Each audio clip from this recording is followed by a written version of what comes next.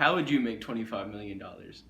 Most people would invent something great, create a cure to cancer. That's too boring. What I would do is scam somebody. Come here, let me show you. So obviously scamming is an immoral and a bad thing to do, and you shouldn't do it, but it still happens. I'm sure you've heard of the Nigerian prince who will make you rich if you just give him your credit card number. That might seem really ridiculous, but some people still fall for it. But why do they fall for it? If we want to know why this happens, we can learn from something that the FBI calls a romance scam. In romance scams, the perpetrators look for victims who are desperate and vulnerable. They find these people mostly on online dating websites. People who are desperate open up very easily. This is what perpetrators look for in their victims. Once the victim opens up to a perpetrator and creates a bond with them, this is when they start asking for money. And this is when the victim loses all control of the situation and is drained of their former wealth. Once the victim opens up to the perpetrator and creates a bond with them, the perpetrator starts asking for money.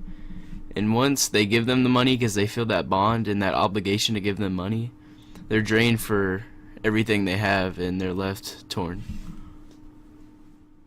When perpetrators of these scams carry out the scam, they use two key methods: making the victim feel accepted and giving the victim hope.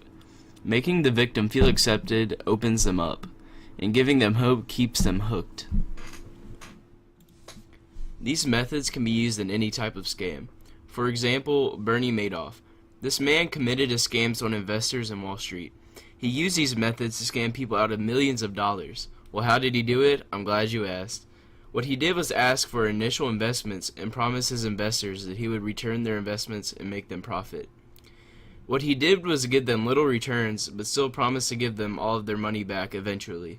But he never did, and no one really questioned it, all because of this feeling of obligation and hope. My topic's connection with Spanish and Mexican culture is that one recent survey found that 27% of cardholders, debit, credit, and prepaid, around the world have experienced fraud in the past 5 years.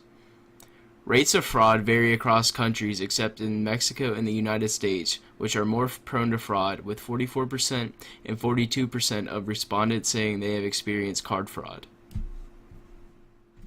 When researching this topic, I learned scamming goes deeper than most people think. There are lots of psychological exploits that perpetrators use to commit these acts. I also learned that the internet can be a very dangerous place to trust somebody you can't physically see. So, back to my original question, how would you make $25 million? Well, I think we all know the answer now. So stay safe out there, and thanks for watching.